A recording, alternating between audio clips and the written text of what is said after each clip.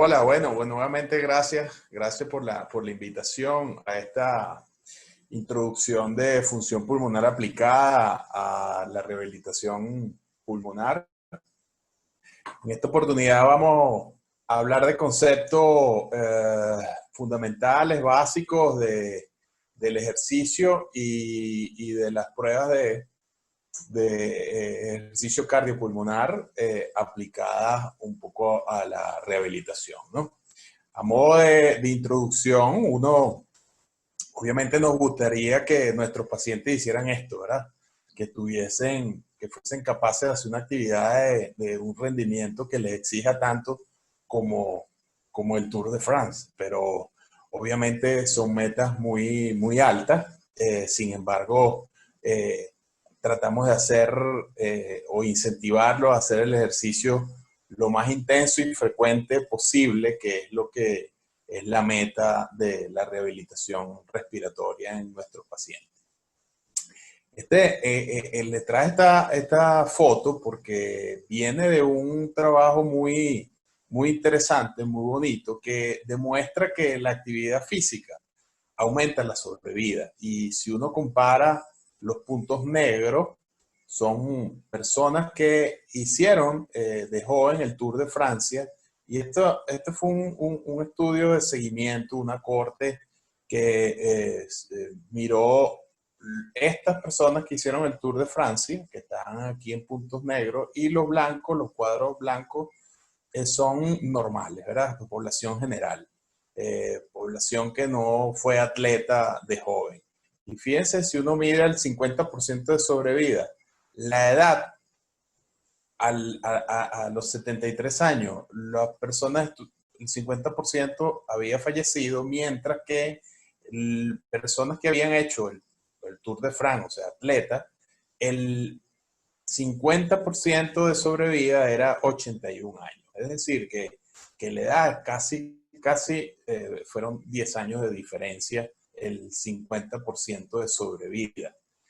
No hay duda que la actividad física y el efecto del ejercicio de alto rendimiento tiene un impacto sobre no solo la calidad de vida, sino sobre la sobrevida.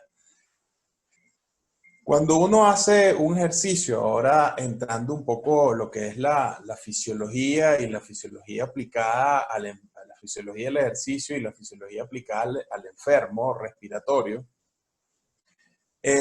cuando uno hace una actividad física, obviamente el objetivo energético es contraer los músculos para el movimiento. Y para ello lo que hace es utilizar energía de la hidrólisis de la fosfocreatina y utilizar ATP para la contracción de los músculos.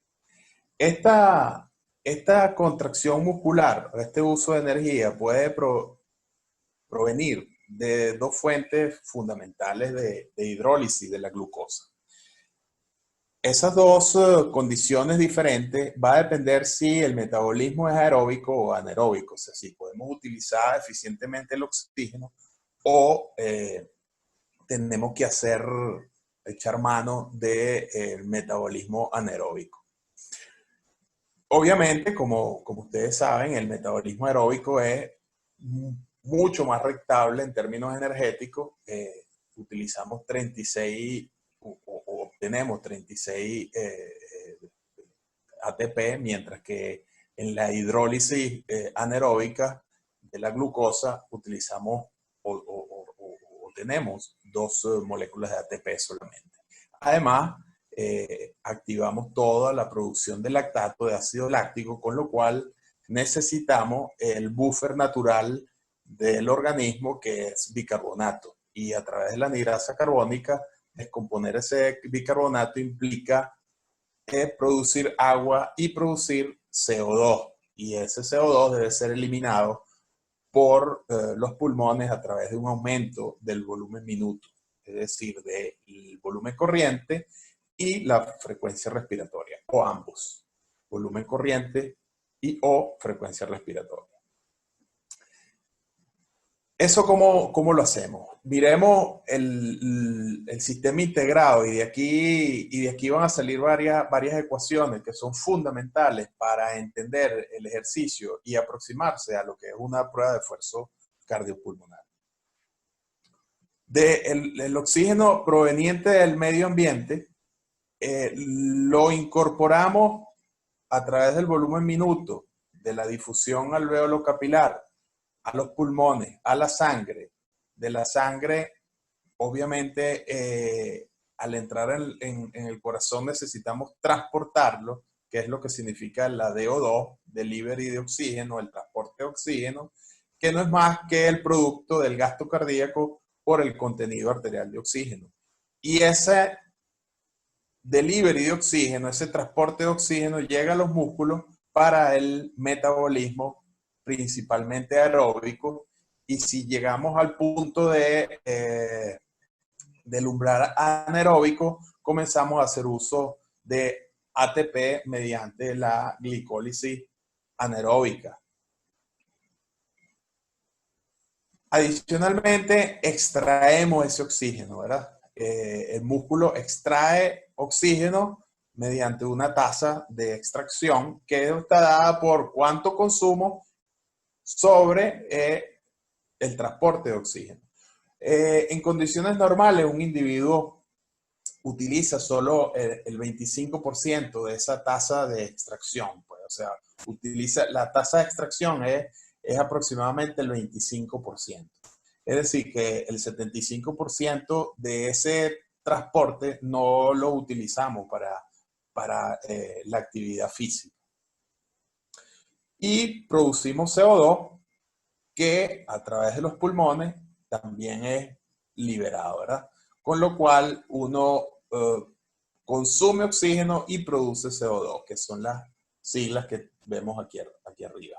Es decir, que tenemos un transporte de oxígeno, un consumo de oxígeno y una producción de CO2. Todo esto lo podemos medir con una prueba de esfuerzo cardiopulmonar, que son las pruebas más complejas para aproximarse a la tolerancia al ejercicio. Cuando uno mira la fisiología del músculo, obviamente necesita extracción de oxígeno, y esa extracción de oxígeno está dada por una diferencia del aporte de oxígeno sobre el contenido venoso de oxígeno. Entonces, el contenido arterial de oxígeno menos el contenido venoso de oxígeno es lo que calculamos como la extracción de oxígeno. El contenido arterial de oxígeno es el producto de la hemoglobina por una constante de disociación, la saturación de oxígeno más la PaO2 multiplicado por la constante de disolubilidad del oxígeno. Fíjense que ya aquí fisiológicamente es mucho más importante, mucho más relevante este primer componente de la fórmula que el segundo componente. Mucha gente le da importancia a la PaO2, pero más impacto fisiológico tiene la saturación de oxígeno sobre el contenido arterial de oxígeno que la presión arterial de oxígeno. Esto es un concepto elemental que debemos tener siempre presente a la hora de evaluar ejercicio. Si miramos qué es el consumo de oxígeno, no es más que el producto del gasto cardíaco por la extracción de oxígeno, o sea, por la diferencia que hay entre el contenido arterial de oxígeno y el contenido venoso de oxígeno. De esta ecuación de Fick, que es como se denomina, nosotros podemos aproximarnos a la interpretación del ejercicio con bastante claridad. ¿En qué sentido? Bueno, que si uno tiene una disminución del consumo de oxígeno, lo que estamos hablando es que el metabolismo aeróbico no es adecuado. Es decir, estamos requiriendo de energía proveniente del metabolismo anaeróbico. Mientras un atleta tiene un consumo de oxígeno mayor, más eficiente es su trabajo. Al igual que en el enfermo, mientras un enfermo tiene un consumo de oxígeno mayor, su metabolismo aeróbico es mejor. La misma interpretación hacemos en rehabilitación. El objetivo más fuerte en la rehabilitación es que el paciente tenga un metabolismo muscular, una contracción muscular, una fuerza muscular que consuma oxígeno eficientemente. Por lo tanto, cuando uno hace una evaluación pre-rehabilitación, el objetivo más importante es que el paciente aumente el consumo de oxígeno. ¿Cómo lo hace? Bueno, lo hace el paciente de varias maneras, o aumentando el gasto cardíaco o aumentando la extracción o el aporte de oxígeno. ¿Cómo aumentamos el aporte de oxígeno? Obviamente esta fórmula que está acá depende mucho más de la función pulmonar y el gasto cardíaco, que es el volumen latido por la frecuencia cardíaca, es, como ustedes saben, eminentemente fisiología del corazón. Entonces, si uno tiene una disminución del consumo de oxígeno, o hay un problema de gasto cardíaco, o hay un problema pulmonar que no permite tener un contenido arterial de oxígeno adecuado, o hay un problema de índole muscular cuya extracción de oxígeno está alterada por disfunción muscular. Lo que sucede en un EPOC eh, son varias cosas. Por ejemplo, en el EPOC hay primariamente una alteración pulmonar por efecto de la obstrucción y el atrapamiento aéreo, pero en la medida que esto avanza, repercute sobre la disfunción de los músculos y puede repercutir también sobre el corazón. Al igual que si vemos un paciente con insuficiencia cardíaca, inicialmente el problema está acá en el corazón, pero puede repercutir hacia el pulmón, ocasionando edema pulmonar crónico, y este efecto genera un aporte de oxígeno menor a los músculos y al final disfuncionan los músculos. Es decir, que estos tres componentes están muy englobados en el ejercicio y en eso es que nos aproximamos con las pruebas de esfuerzo cardiopulmonar. Evaluar cómo es el comportamiento de todas estas variables durante el ejercicio. Ya les voy a mostrar cómo lo hacemos y cómo llegamos a esa conclusión. Yo les hablaba de que en el laboratorio de función pulmonar había un menú de pruebas, pero vamos a enfocarnos en esto, ¿verdad? En las pruebas de esfuerzo cardiopulmonar o la evaluación de la tolerancia al ejercicio. ¿Por qué hablamos de evaluación de la tolerancia al ejercicio? Bueno, porque la tolerancia al ejercicio uno la puede evaluar en los laboratorios de función pulmonar y en general en los laboratorios de ejercicio, haciendo pruebas submáximas también. Las pruebas submáximas más conocidas son la caminata de 6 minutos o la prueba de caminata con cargas incrementadas o lo que se conoce como el shuttle test. Son bastante empleadas, al igual que la prueba de las escaleras, de la escalinata. Subir escaleras y eso, o escalones con un determinada o un estándar de medida de esa escalinata. Las más usadas o las más aplicadas hoy en día es la caminata de 6 minutos por la sencillez y la reproducibilidad que tiene. Y ha sido bastante estudiado su impacto, su pronóstico en enfermedades no solo pulmonares, sino también cardíacas. Y las pruebas de esfuerzo cardiopulmonar son pruebas maximales, o sea, uno somete al individuo a un esfuerzo máximo, mientras que las otras son esfuerzos submaximales. Este es un ejemplo de nuestro laboratorio de función pulmonar, donde hacemos las pruebas de esfuerzo cardiopulmonar. Fíjense que registramos en un lado todo lo que son las variables cardíacas y en el otro registramos las variables metabólicas y respiratorias. Aquí está integrado todas las mediciones que ya les vamos a mostrar cuáles son las más importantes, las que medimos. Eh, Generalmente las pruebas de esfuerzo cardiopulmonar se hacen en un cicloergómetro porque uno puede medir la carga exacta de trabajo, pero también se pueden hacer, como ven del lado izquierdo, con cinta rodante o 3000, que son más empleadas en cardiología. Los cardiólogos están más familiarizados por esto porque no miden carga de trabajo y no miden consumo de oxígeno. Las pruebas de esfuerzo, la diferencia de una prueba de esfuerzo cardiopulmonar a una prueba de esfuerzo o de estrés o electrocardiograma de estrés, como se denomina, es que en las pruebas de esfuerzo de estrés lo que estamos registrando es solo electrocardiografía, frecuencia cardíaca y tensión. En estas pruebas integramos todas las variables metabólicas pulmonares con las variables cardíacas. En la prueba de esfuerzo o el electrocardiograma por estrés, lo que miramos es una aproximación al consumo de oxígeno, que son los equivalentes metabólicos, lo que ustedes conocen como METs. Es una aproximación al consumo de oxígeno, mientras que estas pruebas miden específicamente o exactamente cuánto consumimos de oxígeno.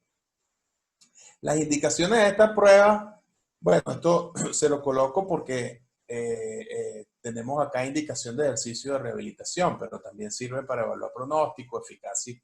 Por ejemplo, el BODE es el índice de pronóstico de EPOC, que significa el índice de masa corporal, que es la B, Body Mass Index, la O de obstrucción, D de escala de disnea y la E es ejercicio, medida por caminata de 6 minutos. Aunque es una prueba submáxima, el ejercicio en el EPOC tiene es un factor pronóstico importante y por eso está incluido en este índice de BODE.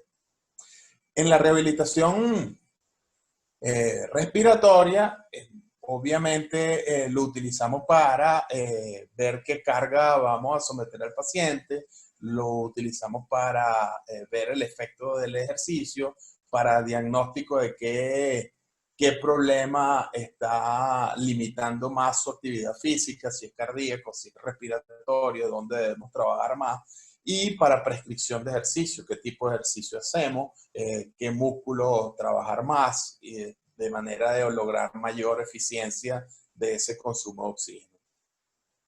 Por ejemplo, este paciente, bueno, es capaz de subir una cuesta con nosotros. Él es un músico que es un paciente con EPOC severo, pero si uno somete a este paciente con EPOC severo, a pesar de que pueda subir una montaña no tan inclinada, lo somete a una carga de trabajo importante, como subir unas 3, 4 pisos de este tipo de escalera, obviamente esa carga va a ser excesiva para este paciente. Entonces nosotros es muy importante antes de someter al paciente a una evaluación del ejercicio, tener una aproximación previa, que en qué estatus está funcionalmente.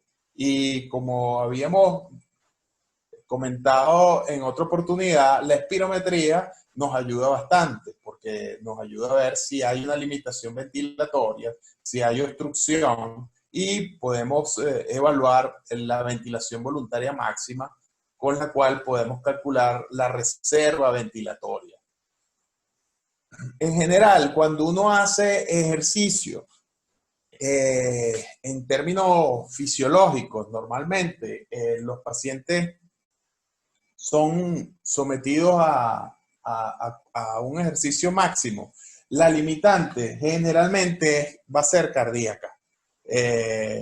La limitación al ejercicio va a venir de consumir la reserva cardíaca más que la reserva respiratoria. Uno comienza a aumentar la carga de trabajo y aumenta la frecuencia cardíaca proporcionalmente. Al igual que la ventilación minuto y el consumo de oxígeno. Pero la reserva respiratoria siempre queda por debajo. Es decir, una persona normal es capaz de utilizar toda su reserva cardíaca, pero generalmente la reserva respiratoria no. Siempre queda más del 40% de la reserva ventilatoria. Si la persona consume su reserva respiratoria, esa persona tiene una limitación ventilatoria del ejercicio. Entonces, estos ya son conceptos iniciales de aproximación a la interpretación de una prueba de esfuerzo. Fíjense una prueba de esfuerzo en la realidad que hacemos. Uno va aumentando la carga de trabajo en el tiempo y obviamente las demandas ventilatorias van aumentando. Esto es un individuo normal. ¿Sí? Si un individuo tuviese una restricción pulmonar o tuviese una enfermedad pulmonar obstructiva crónica, cuando uno lo somete a una mayor carga, el volumen minuto nunca va a llegar al máximo, sino va a estar por debajo porque tiene una limitante. Se consume toda su reserva respiratoria, mientras que la reserva cardíaca no la consume. Entonces, la limitante ventilatoria uno la puede ver en esta gráfica de volumen minuto sobre tiempo y el volumen minuto, esto es volumen minuto sobre volumen corriente. Un individuo normal genera un aumento inicial del volumen minuto basado en el aumento del volumen corriente y posteriormente el volumen corriente no aumenta más, sino que aumenta la frecuencia respiratoria. Es decir, que el volumen minuto va a aumentar más dependiente del volumen de la frecuencia respiratoria que del volumen corriente. Aquí nosotros tenemos la MVV, que es ventilación voluntaria máxima, que no es más que el VEF, el volumen expirado forzado del primer segundo, multiplicado por 40, o una medición en 12 segundos de una respiración jadeante que hace el individuo antes de someterse a ejercicio. Entonces uno sabe cuál es su reserva respiratoria. Fíjense que este es un individuo normal que toda la reserva respiratoria es este espacio que quedó aquí. Terminamos el esfuerzo y todo este espacio no lo consumió. Esto es lo que sucede en una persona normal sin problemas respiratorios. Si el paciente tuviese un problema respiratorio, el volumen, el consumo de su reserva respiratoria fuese precoz y no alcanzaría a la frecuencia cardíaca máxima. Compliquemos un poco más esta historia y añadimos los 6 paneles más. Generalmente uno analiza las pruebas de esfuerzo con estos 6 paneles y no pretendo en esta presentación que ustedes interpreten una prueba de esfuerzo cardiopulmonar. Solo lo que quiero es aproximarme a lo que sucede, lo que medimos en una prueba de esfuerzo y lo fisiológico. Uno aumenta la frecuencia respiratoria, la frecuencia cardíaca, perdón, y calcula el pulso de oxígeno. ¿Qué es el pulso de oxígeno? La relación entre el consumo de oxígeno y la frecuencia cardíaca.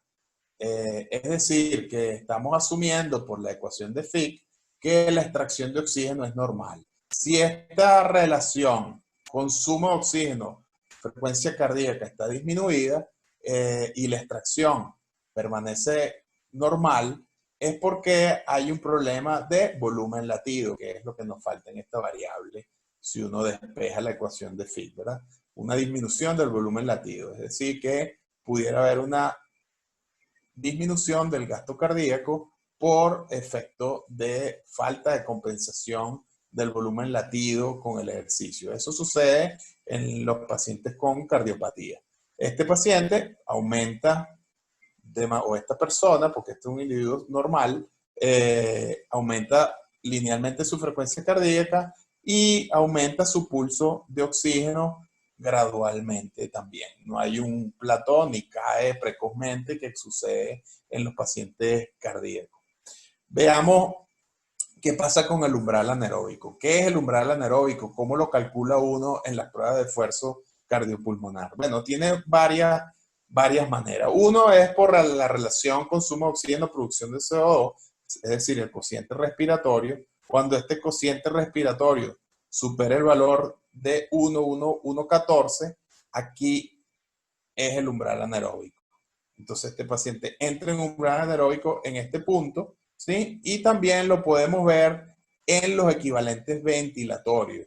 ¿Qué son los equivalentes ventilatorios? La relación entre el volumen minuto y el consumo de oxígeno y la relación del volumen minuto con la producción de CO2. En un individuo normal, fíjense que esta relación va lineal, bajan inicialmente, porque aumenta el volumen minuto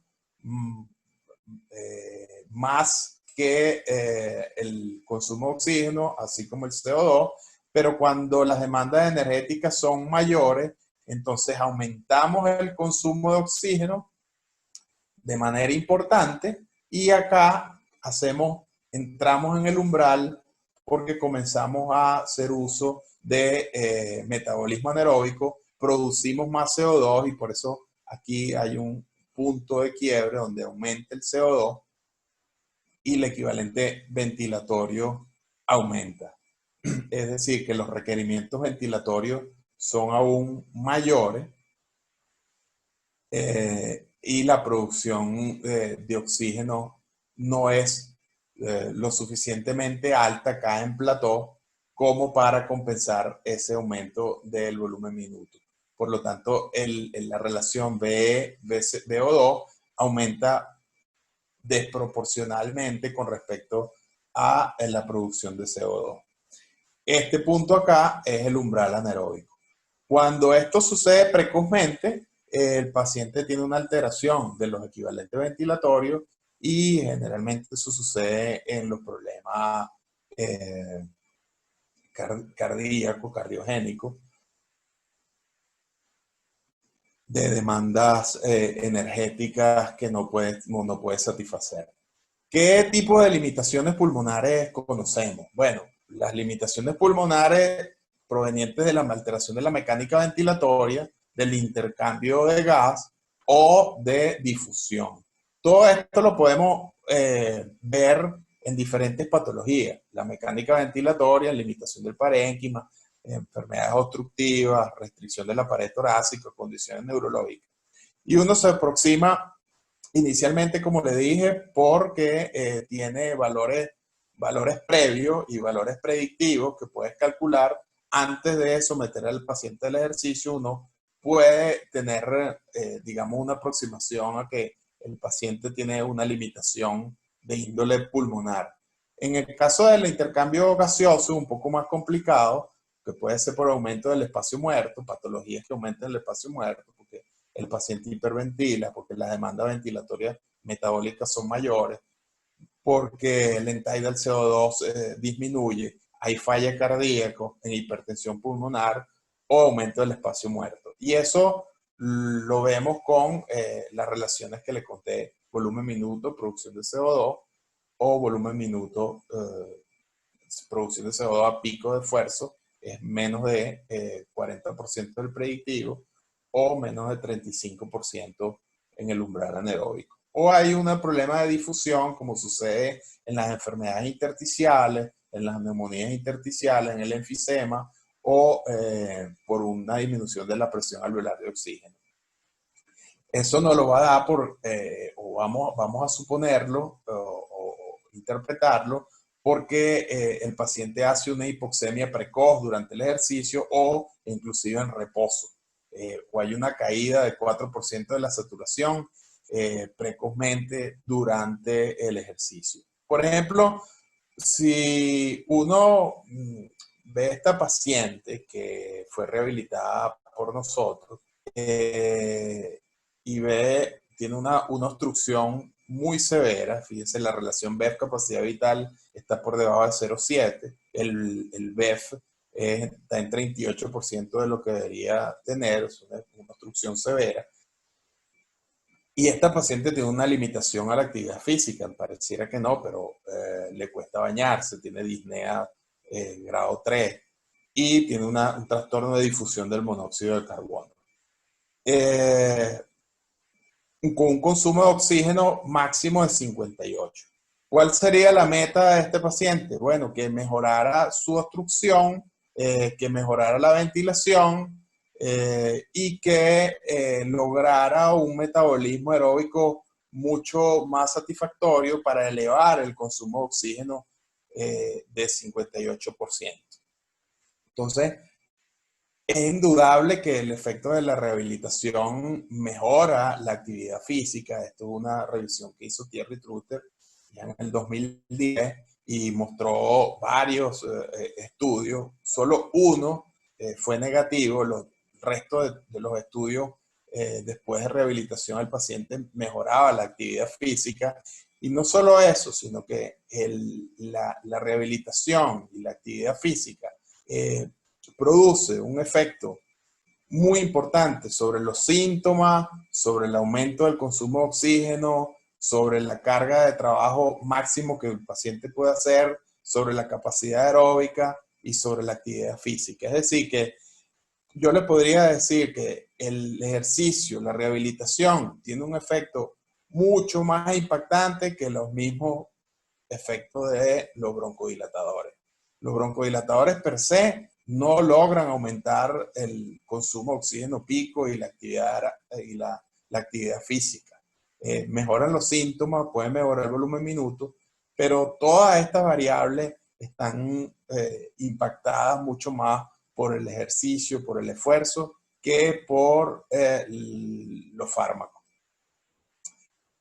Y para finalizar, bueno, uno siempre tiene que agradecer a nuestros técnicos valiosos, a los pacientes, a los trabajadores y a los colegas que lo estimulan a uno a hacer estas actividades en el laboratorio que implica un esfuerzo adicional para evaluar a nuestros pacientes que tanto requieren que los estimulemos a hacer rehabilitación y actividad física. Hace falta más y ojalá ustedes estén estimulados, que sé que lo están y bueno, pueden contar con el apoyo nuestro en los laboratorios de función pulmonar. Gracias y espero compartir con ustedes las preguntas, inquietudes, comentarios.